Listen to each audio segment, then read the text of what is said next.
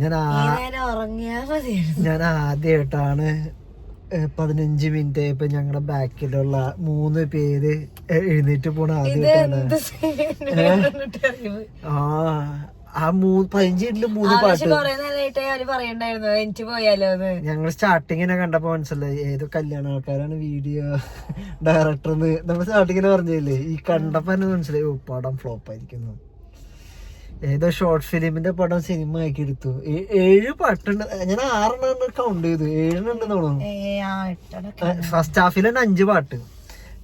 മൂന്നാമത്തെ പാട്ട് തുടങ്ങിയപ്പോ ബാക്കിലുണ്ടായ 3 പേര്, കറക്റ്റ് 3 പേരല്ലേ, അവരിറങ്ങിപ്പോയി തെറി വിളിച്ചിട്ട്. അവരുടെ ധൈര്യം അത് ഞാൻ സമ്മതിക്കണം. ഞാൻ കാൽക്കുലേറ്റ് 150-150-15 മിനിറ്റ് ഇറങ്ങി പോവാൻ. ഞാൻ കാശ് കൊടുത്തിട്ട് പിന്നെ 15 മിനിറ്റ് ഞങ്ങാനും ഇനിയിപ്പോ എന്തെങ്കിലുമൊക്കെ ഉണ്ടായാലോ എന്ന് വെച്ചിട്ട്. എനിക്ക് മനസ്സിലായി സിനിമയുടെ പേര് പറഞ്ഞില്ലല്ലേ. കൂടൽ. ഇത് സ്റ്റാർട്ടിങ്ങിനെ കണ്ടപ്പോ മനസ്സിലായി ഏതോ കല്യാണം പിടിച്ച ആൾക്കാരാണ് ഡയറക്ടറായ ഒരു ഫീൽ. 2 ലൈൻ കഴിഞ്ഞിട്ട് പാട്ട്, ആദ്യം 2 ലൈന് പാട്ട്. ലൈനാണ് അതിന് സൂപ്പർ. നിങ്ങൾ അടുത്ത ആഴ്ച അഭിനയിച്ചവരൊക്കെ അഭിനയം വളരെ മോശം, ഭയങ്കര അലമ്പല്ലേ. എന്തോ ഷോർട്ട് ഫിലിമിന് കഥയുള്ളൂ. അത് വലിച്ചു നീട്ടാൻ വേണ്ടി കുറെ സ്റ്റാർട്ടിങ് തന്നെ ലാഗ് വലിച്ചു നീട്ടാൻ വേണ്ടി മാക്സിമം ശ്രമിച്ചു.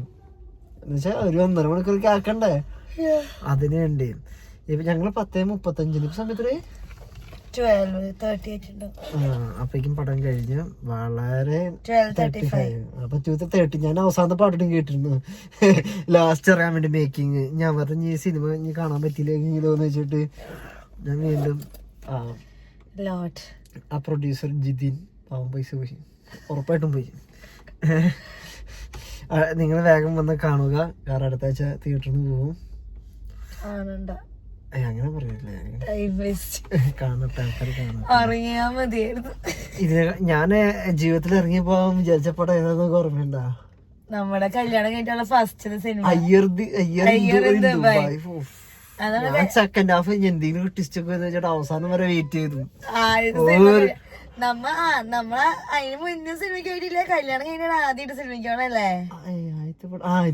അതെ, നമ്മ അതിന് മുന്നേ സമയം കിട്ടിയപ്പോ നമ്മ സിനിമയ്ക്ക് പോയില്ല.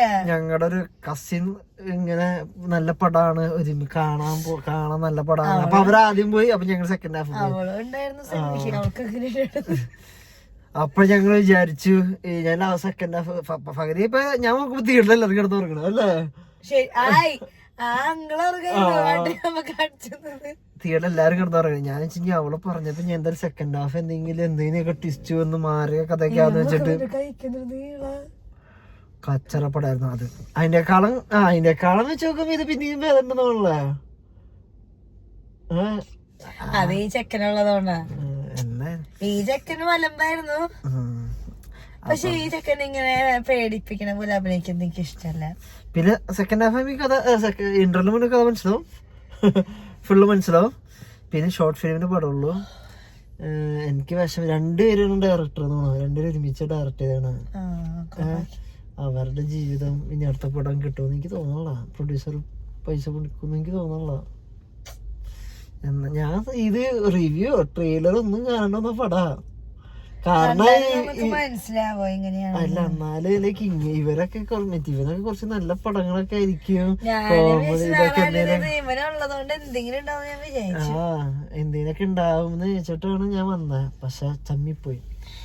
സാധാരണ റിവ്യൂ ഒക്കെ ഇട്ട് വരാറ്, പിന്നെ ഞാൻ വേറെ പടങ്ങളൊന്നും ഇല്ല, അതാ എന്തെങ്കിലുമൊക്കെ കാണണ്ടെന്ന് വെച്ചാൽ കണ്ടതാ. വളരെ മികച്ച പടം.